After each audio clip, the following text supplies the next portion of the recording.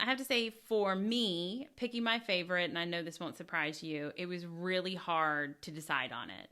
Oh, So I was pretty sure we had said that it needed to be, because for a minute there I spaced about this, but I was pretty sure that we had said that it needed to be, or it should be, a place that we had investigated, which helped make the list a little shorter compared to like all the places that we've talked about on this podcast, or places that are still like on my bucket list, you know? oh yeah, yeah, Plus, honestly, firsthand experience with the paranormal is always going to trump just having read about some place.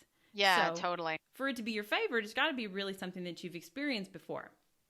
So I tried to zone in on what was the location that I had my wildest experience at. Oh And boy. I still could not narrow it down to one. So I'm cheating here, and I have a first, second, and third place.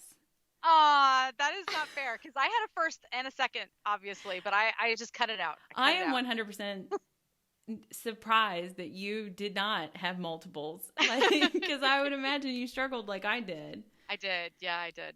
So mine is more in the experience that those locations brought. Yeah. So my third place goes to Sadamsville Rectory, Oh yeah.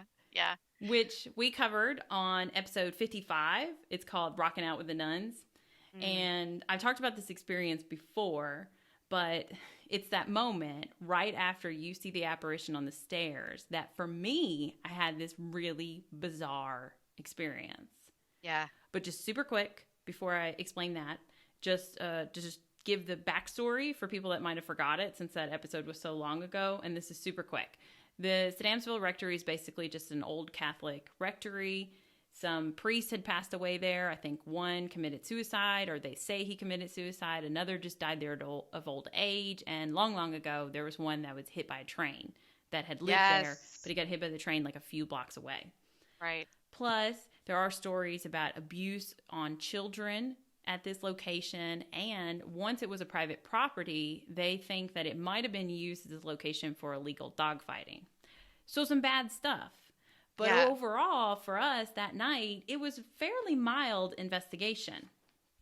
Yeah, it was Chris and Wendy style type of stuff. You know, it Yeah. was everything seems fine until Until you see that full body apparition. And this is like at the end of the night. And there were Yeah. things that led up to that and everything. You were smelling things. There's some alarm was going off, and then you turn and there he is, just standing Oh on the my God. stairs to look at you. Yeah. But I don't see him. But I No. just react to how you're reacting. So I attempt to grab you, though that's not really what happened. I punched you in the arm, but I attempt to grab you and like pull you away to safety out into the hallway. But I just hit this invisible wall. This Yeah. has never happened to me before. I've never been forcefully stopped by something that wasn't there, you know? Yeah. And there was nothing there. But I go to step to my right and it's just like, boom, I hit something. And then I'm stunned. And I'm like, what the fuck just happened? And you're telling me, it's okay, it's okay. And I'm like, no, it's not.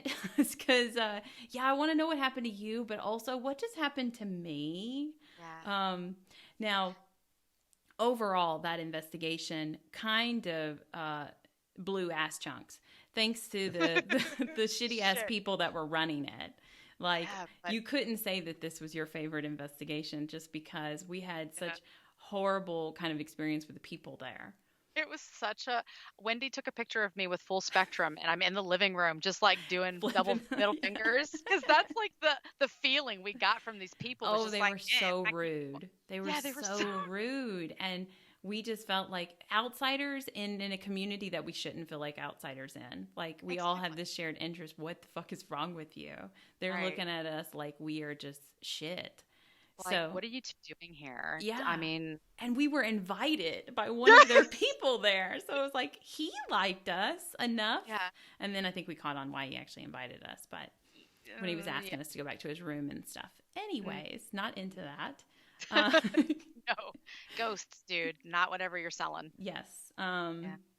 I'm so glad that it's so funny to hearing you repeat that story, because since that happened, the story has remained the same ever since. Like, I did see that shadow in the hallway, and I thought Wendy's reaction was me flipping out. Then so that's why I turned and was like, it's okay, it's okay. And Wendy's like, no, what just happened? Yeah. Because like you had hit that wall, and that's exactly how you explained it to me. Like, it was just like you couldn't go anywhere, you couldn't move. It's moments like that that you're never ever going to forget. And that's why in something like this, they become your favorite, because it's all you can think about is like that sensation, that feeling that won't go away. It's like, how did that happen?